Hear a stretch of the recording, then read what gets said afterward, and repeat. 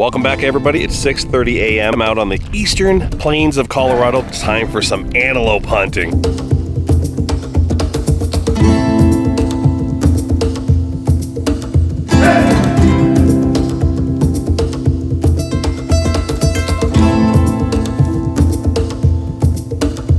There. Okay, I'll let you out and we're going to keep going.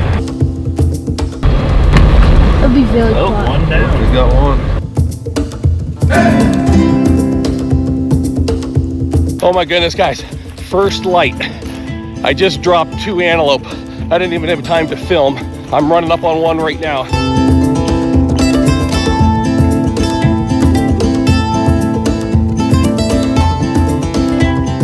Praise the Lord and pass the pronghorn. This year, my one prayer was, I wanted it to happen early. Usually it always seems like it's 3, 4, 5 o'clock. Well, let's just say it happened right after first light. Buck and a doe together. This guy right here spotted them, and it happened quick.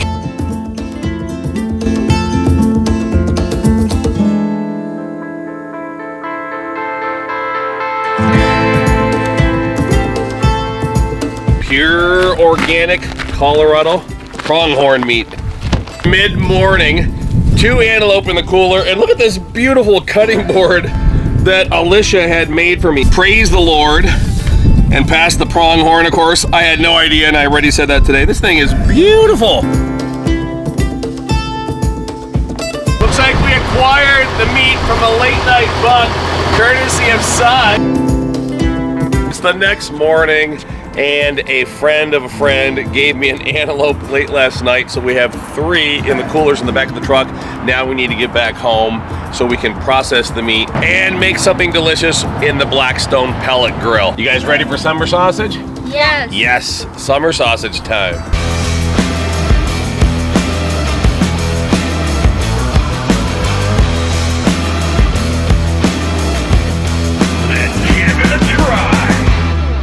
All that meat represents about a day and a half of work. My wife did lots of trimming. I deboned everything, and it's time to weigh it up.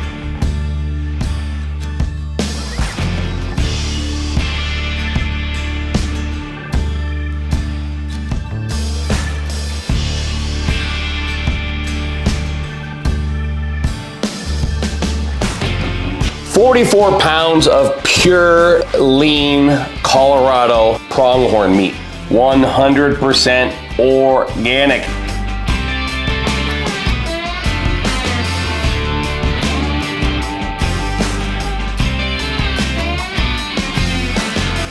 Time to grind the pork. These are pork shoulders, Boston butts, what you use for pulled pork. These have a bone in them, so I'm gonna cut them into strips that'll fit in my grinder. In with the pork.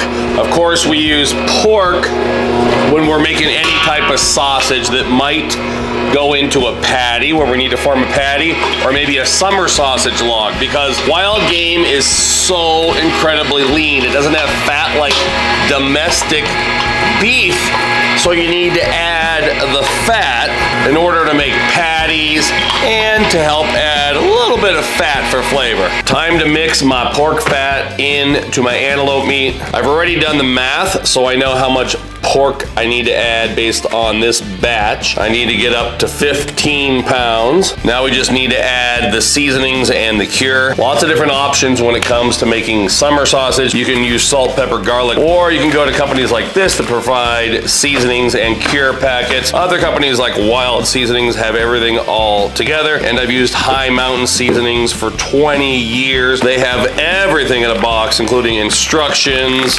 seasonings, cure, and casings. This isn't an in-depth meat processing video. If you buy one of these kits, it'll tell you how much you need. We need some ice water, some really cold water. My seasonings, these came in the kit. This is gonna be High Mountain's collection of spices. And the cure, this is gonna help everything from the binding of the flavors in the sausage to how well the sausage keeps. It's gonna prevent bacteria from growing. I'm gonna mix this up. Now we do have a larger commercial grade meat mixer if we're doing a lot, but we're only doing 15 pounds here, so we can do this by hand. It's a Blackstone cooking video, so we're gonna go quick on the meat processing. I like to add cheese to my summer sausage. You can pick up high temperature cheese from lots of different meat processing companies. It's a processed cheese that won't melt. That way the cheese can maintain its shape in the sausage and it doesn't run out. This is a hot pepper or a pepper jack variety. I have a sweet vertical sausage stuffer, but back in the day before we had this fancy equipment, we just stuffed things by hand and it literally took about 3 to 4 times longer to do. These are the fibrous casings that came in my high mountain kit. Soak them in water to make them pliable. Shout out to Weston as usual. They've sent me lots of meat processing equipment over the years.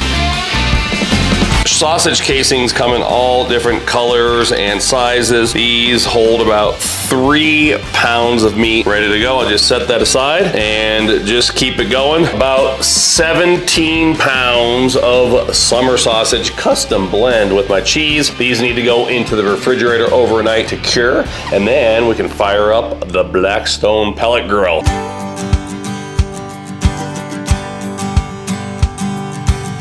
It's the next day. These have been curing in the refrigerator overnight. The cure should have done its job. These should be set up. They shouldn't be wet. If you live in a humid climate, you might want to take a paper towel and wipe them down a little bit. I mentioned this in my previous pellet grill video. Pellet grills are new for me. I've had smokers for a long time, a couple of old capsule and cabinet smokers. If you think back to yesterday, we are using the high mountain kit. If you're using any kit, they have their recommended instructions, but you also want to be able to make changes on the fly. I am going to use a smoke tube later on to try to infuse some smoke, but for now, we're just gonna set these inside. I'm gonna use a few meat probes, stick them down into the sausage, close the hood. The instructions say that you're supposed to start at 120 degrees. We all know most pellet grills start out at about 180 to 200 degrees. They can't even go that low. So again, gotta just use your thinker. So we're gonna start out at the minimum temperature, 190 degrees. I have hickory pellets in there. Hickory, my favorite type of smoke. These instructions say let it go for 1 hour at 120. Of course, we're at 190 for the sausages to dry out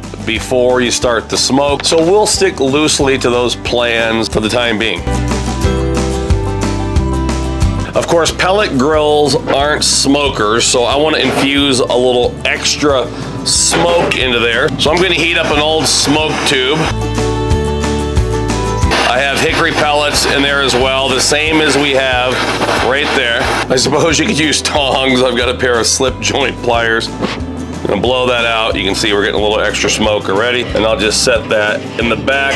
That'll give us extra smoke that I want. I had to run some errands, but the cool thing is Blackstone has an app for their pellet grill, so I can leave the house, go shopping, do whatever I need to do, and keep an eye on the sausage through my app. You can see I have the pellet grill set at 190 degrees.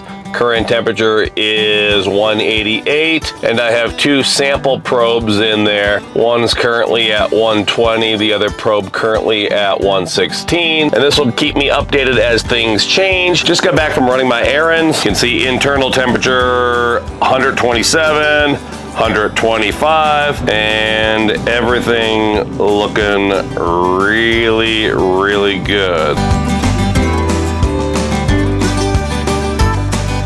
We've reached the moment of truth. It's been about 4 hours and 45 minutes. My internal target temperature was 155. We're above that. I did some samplings. You can see where I poked the probes in there. Everything is between 155 and 160. You can see I had the pellet grill up at 255 right now. A lot of times when you're smoking meats, the temperature will stall out before you get to your target temperature. So my temperature kept stalling out about 140, 145 degrees. And this happens every time I've ever smoked sausages in any of my smokers, so I just crank it up another 50 degrees or so to get it up there to the target temp. I have a tub of water. I got it as cold as I can get it using some ice blocks. Be careful, things are gonna be warm. I do this most times. I put them in cold water to stop the cooking. Years ago I saw a wild game processing video. They recommended putting them in ice water immediately after removing them. Cooking the sausages is not as precise as me writing down the exact instructions. It took me about 4 hours and 45 minutes, and that's with bumping the temperature up at the end. Even on High Mountains instructions, it says experiment and smoke to your own taste. Smoking times will vary depending on your equipment. After 10 or 15 minutes, I always remove the sausages from the water, which is now warming up. Now the sausages are still warm, but at least they're not cooking anymore. We've reached that desired internal temperature. Grab one. We'll cut it right in the center. Take a look at that. While I was hunting, when I was chilling it, when I was driving home, this is all I could think of. This is the main reason why I hunt. I'm what they call a meat hunter. Obviously, who doesn't want to have a cool trophy for the wall? But this is what it's all about for me. We serve summer sausage cold. You know, it's a cured meat. We'll just have to take a slice right now, warm. You can see that beautiful pepper jack cheese. We're losing our light. What else is new? Let's give it a try.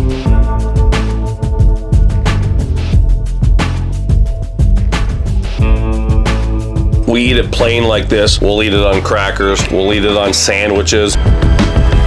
It's so darn good. Pepper jack cheese, perfect in there. The fun thing about making your own sausage is countless amounts of companies that make the seasonings. You can buy your own seasonings, make your own blends. High temperature cheese, this is pepper jack, but we also have cheddar. I've bought ghost pepper before. There's Swiss, there's blue cheese. I hope you enjoyed this adventure, starting way down on the eastern plains of Colorado, hunting with my friends Ross and Bart. This was so much fun. I'm not gonna have any recipes for this one. I was just showing you the process. But let me know in the comments down below. Do you want me to do some more in-depth sausage making videos? You never know. Please watch all the other shows on the Blackstone Network because we have a lot of them. And until next time, this is Todd. I'm saying praise the Lord and pass this, the Colorado Pronghorn summer sausage with pepper jack cheese.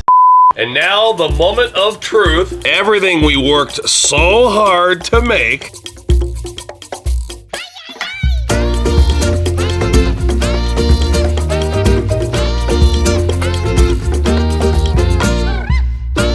Needless to say, I wasn't about to cut on this pretty cutting board. It's presentation only. Thanks for watching, everybody.